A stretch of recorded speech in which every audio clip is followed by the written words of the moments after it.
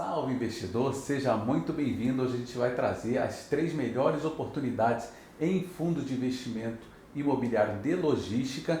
Eu vou explicar para vocês como que a gente faz a seleção desses 3 melhores fundos de acordo com o critério de custo e benefício, e depois a gente vai mostrar como que a gente monta essa carteira, quanto custa para montar essa carteira, quanto que você receberia de dividend yield na carteira e comparar essa carteira com esses 3 fundos com os principais players do setor. Mas antes é interessante a gente pensar por que os fundos estão caindo tanto e criando uma oportunidade tão grande.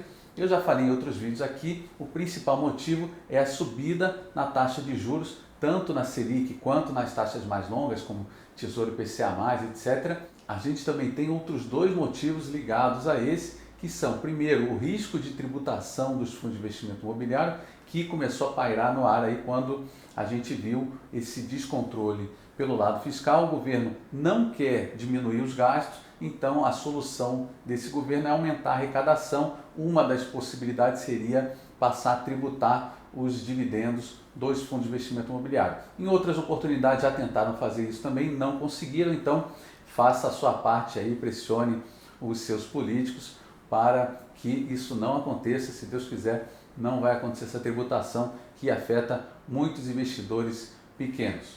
Além desses 2 fatores, a gente tem também o fato de que muita gente que tinha característica de perfil mais conservador entrou em fundo de investimento imobiliário pensando aí que se tratava praticamente de um fundo de renda fixa, né, que ia ficar recebendo os valores mensais sem ter variação no capital, mas como a gente vê, o retorno sobre o patrimônio, o ganho de capital tem sido negativo. Então, na verdade, os fundos de investimento imobiliário são instrumentos de renda variável, porque o preço da cota varia livremente no mercado. Então a gente pode ver nesses últimos meses, principalmente depois de outubro de 2024, que os preços caíram demais, e esse investidor que vê o seu patrimônio caindo ali, pelo menos no papel, né, na tela, ele acaba realizando o prejuízo e indo para a renda fixa. Mas, na minha opinião, se você tem um perfil de longo prazo e aguenta riscos, né, de renda variável, hoje sim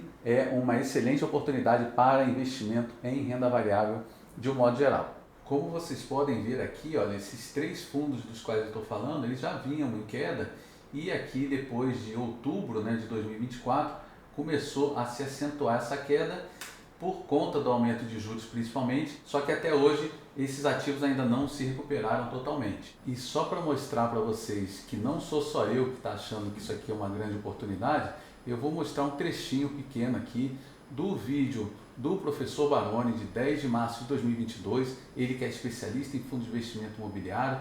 Vou deixar o link para vocês depois desse vídeo aqui. O vídeo dele é de 10 de março de 2022, fala de dos fundos de investimento imobiliário que se destacou aqui entre os top 3. O título do vídeo é Conheça o FII Logístico A/A+, com ótimos indicadores de portfólio. É um vídeo com mais de 1 hora de duração, vou mostrar só um trechinho aqui. É um efeito bola que quando soltar, na minha visão, e aí sim eu corroboro com tudo que o Antônio falou, me parece um absurdo você ver um portfólio AAA. Se você chegar de Marte agora e falar para o investidor imobiliário que ele pode comprar um portfólio AAA com prazo médio contratual extremamente alongado, com desconto de 25 patrimonial, dando um yield de 9,5 líquido, num fundo de tijolo, com gestores profissionais, etc., ele vai achar que é piada, né? Desde que ele tenha chegado de Marte hoje, né? Agora, se ele está inserido no nosso contexto e olha aí tudo que está aí no cenário aí desses últimos um ano e meio, aí é o que justifica essa queda, né, do patrimonial aí, mas aí agora já começa a ficar uma coisa substancialmente desajustada com o potencial que você tem, não só para o fundo, mas como o setor. Então, lá em 10 de março, o professor Baroni tinha essa opinião de que era uma grande oportunidade, não só para o fundo em questão, mas também para o setor. Vamos dar uma olhada como se comportou o preço desde aquela época até hoje. Então, olha aí o Pátria Logística,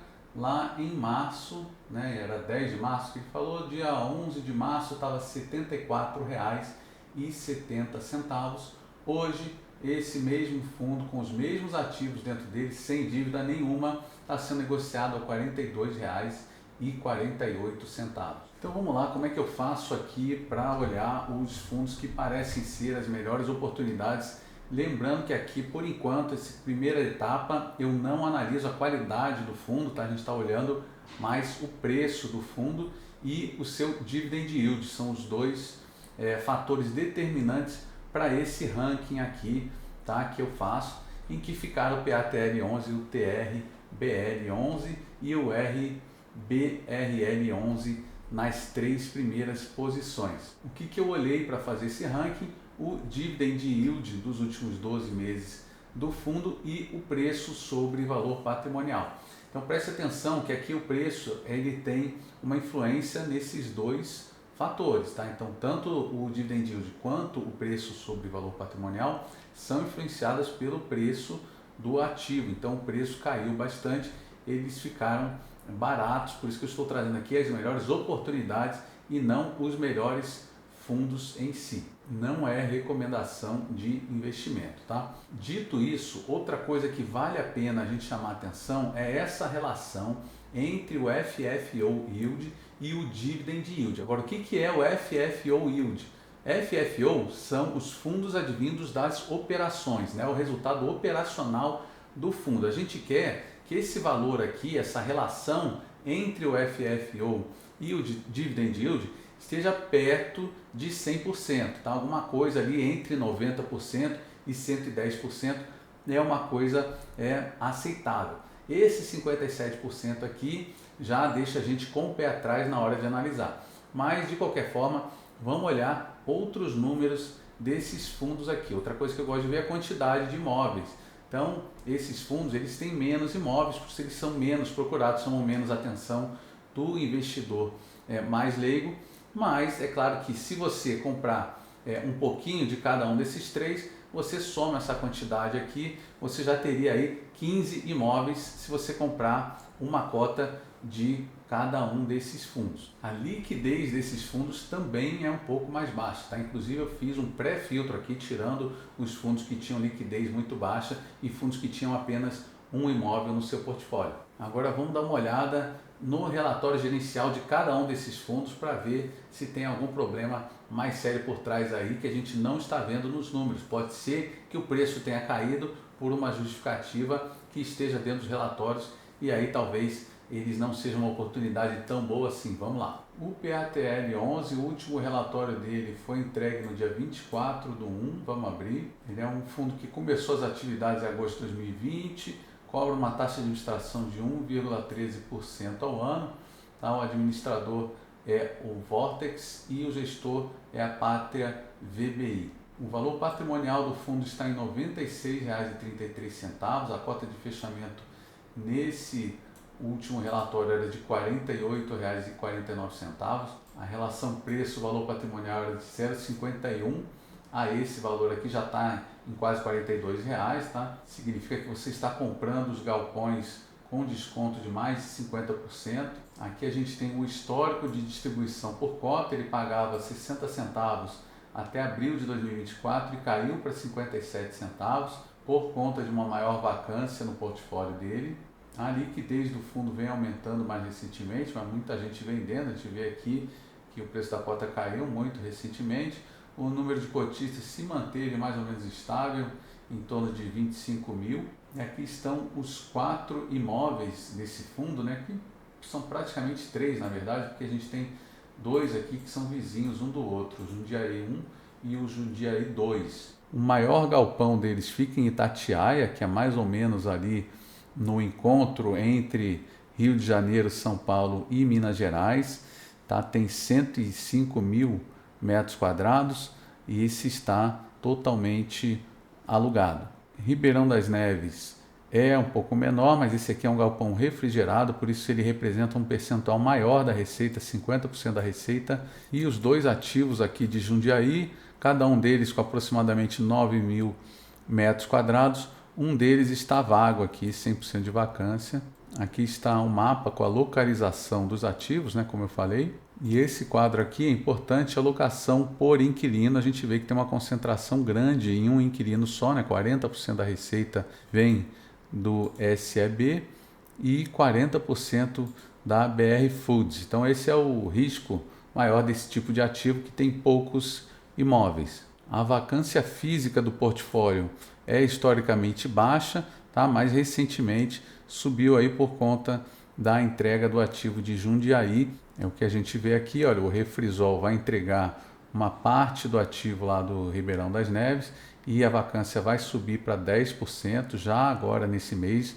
Agora, o que a gente pode esperar aqui, né, de forma recorrente, a gente pode olhar de forma resumida nessa figura aqui. Então, a gente tem uma receita potencial de 74 centavos, a vacância impactou aqui em torno de 8 centavos, e a gente teve efeitos não recorrentes da ordem de 29 centavos, que fez com que a receita imobiliária fosse mais baixo esse mês e tendo um lucro de somente 29 centavos por cota nesse mês específico de dezembro.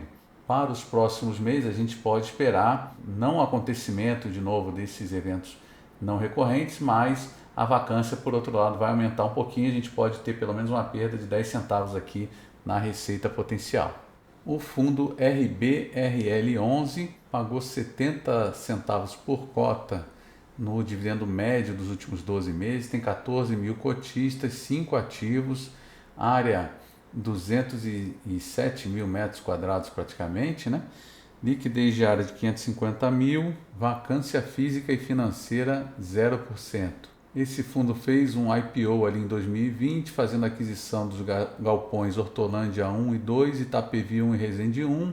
Segunda emissão, fez a aquisição de 50% do galpão Extrema 1 e Extrema Minas Gerais. E a terceira emissão fez uma captação para aquisição do galpão Extrema 2 em Minas Gerais, para agora 100% do galpão. Na quarta emissão, ele fez a aquisição de 50% do galpão WT em Franco da Rocha, São Paulo, e vendeu o galpão Resende 1 com uma taxa de retorno de 19,75% ao ano. Em 2022, fez um retrofit do galpão Hortolândia 2 e venda do galpão Itapevi 1 com a TIR de 20% ao ano. Também uma aquisição minoritária do CL Imigrantes Maria Lopretti em São Bernardo do Campo, São Paulo, e em 2024 fez uma venda parcial de 22,5% do galpão WT RBR Log. Ainda segundo o gestor, eles estão aí com a obra em andamento dentro do planejado, tá? Fazendo a parte de fundações e pré-montagem, previsão de entrega em setembro de 2025. Esse centro de logística ele está localizado em São Bernardo do Campo e, segundo os gestores, aí, o mercado do ABC está bem aquecido. Quando a gente olha para a parte financeira, a gente vê que ele teve um total de receita da ordem de 5 milhões de reais, despesas da ordem de 1 milhão de reais e um resultado então perto de 4 milhões de reais, utilizando boa parte da reserva, 1 milhão aí, para distribuir os rendimentos. Então os rendimentos que vêm sendo distribuídos, eles não são sustentáveis, pelo menos aparentemente aqui que a gente vê um consumo muito grande de parte das reservas, né? Então em outubro ele consumiu quase 2 milhões das reservas, em novembro 1 milhão e 400 e em dezembro 1 milhão e 200. Pelo menos está caindo o ritmo do consumo das reservas, mas essas reservas já foram para quase zero. Em janeiro só dá para usar 638 de reserva e aí eles ficariam sem reserva nenhuma acumulada, tendo que ou aumentar a receita ou baixar a distribuição de dividendos. Aqui segue a composição dos dividendos, tá? Mostrando aqui nessa parte cinza as despesas do fundo, aqui as receitas na estratégia core do fundo e aqui a utilização de reservas para chegar nesses 77 centavos de distribuição. Aqui a gente tem a composição dos ativos do fundo, tá? Então tem um total de 754 milhões de ativos, sendo que o maior ativo é em Extrema, aqui em Minas Gerais, representando aí 270 milhões. Do lado do passivo, esse fundo tem uma dívida de 46,8 milhões de reais. Na verdade, a dívida onerosa é só de 40,7 milhões, obrigações aqui por aquisição, tá? Sendo que o ativo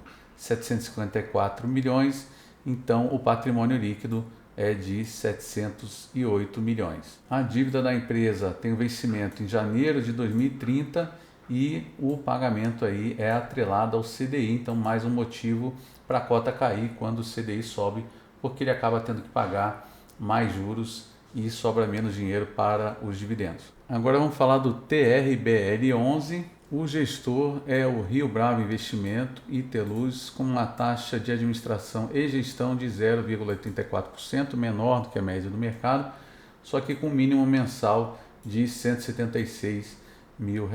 Aqui os principais destaques: o fundo tem 5 ativos com 12 inquilinos, uma vacância física de 0%, volume médio negociado de R$ 1.254.000. Esse fundo teve um acontecimento aqui, um evento com os Correios, que teve um problema no imóvel, o imóvel precisou de reparos, tá? E o Correio ficou sem pagar o último aluguel, tá? Então, por conta disso, o resultado foi impactado, tá? Sendo de somente 23 centavos por cota, mas segundo aqui os gestores, isso aconteceu em dezembro e para janeiro o pagamento do aluguel já voltará a ser devido, embora a gente tenha aqui também uma nota no fato relevante de que o Correio não pagou, tá? O valor que venceria 7 de janeiro, referente ao aluguel de dezembro, que era 99% devido, não foi pago, tá? Mas isso provavelmente deve ser corrigido aí pelo que os gestores estão falando aqui, tá? Então vale a pena ler essa nota que foi feita aqui no dia 13 de janeiro de 2025. Aqui no relatório você pode encontrar mais informações mais detalhadas também sobre esse problema. E esse fundo tem uma dívida, tá? Que é uma dívida que não é pequena, equivalente a 17% do patrimônio líquido do fundo. Então, uma dívida de R$ 133 milhões, em que a remuneração é IPCA mais 7%, tá? Então, talvez aí o motivo dessa queda maior, principalmente quando você tem uma interrupção na receita, no caso, o pagamento do Correio. Agora, se a gente olhar o resultado aqui do fundo, né, mesmo se a gente voltar aqui para uma coisa próxima da normalidade da receita do fundo, o resultado dele vai ficar alguma coisa entre 51 centavos, 62 centavos, que aconteceu aqui em agosto e outubro, tá? Que é um pouco abaixo do que ele vem distribuindo, que são 62 centavos. Uma vantagem do fundo é que ele tem um portfólio muito bom e está 100% alugado, né? Então talvez ele possa realizar vendas para abater parte da sua dívida, que eu considero muito alta, ainda mais no cenário que a gente tem, um cenário possivelmente inflacionário, pode afetar muito a sua dívida. Para montar uma carteira, então, com cada um desses fundos, né, uma cota de cada fundo, você gastaria hoje R$ 164,48, teria um dividend yield médio de 15%, um preço-valor patrimonial de 0,55, né? Estaria comprando a 55% do valor patrimonial e estaria levando 15 imóveis. Já um dos maiores fundos do setor é o HGLG, ele custa R$ 147,80 a cota, tem um FFO yield de 7,1%, dividend yield de 5%, um preço-valor patrimonial dele é de 0,94 e tem 26 imóveis com uma vacância média de 6,43%. Agora lembrando aqui que não é recomendação de compra, tá, gente? Queria saber a opinião de vocês. Vocês acham que vale a pena fazer essa carteira ou comprar um desses ativos, ou se é melhor a gente ficar com a segurança de um HGLG? Para ser sincero, na minha carteira eu só tenho o PATL11. Eu acho que fundos de investimento imobiliário com dívida eu acho muito arriscado, prefiro ficar de fora, mas me dê sua opinião aqui, não deixe de comentar. Espero que vocês tenham gostado desse vídeo. Se inscreva no canal, ative o sininho de notificação. Um abraço, tudo de bom e bons investimentos.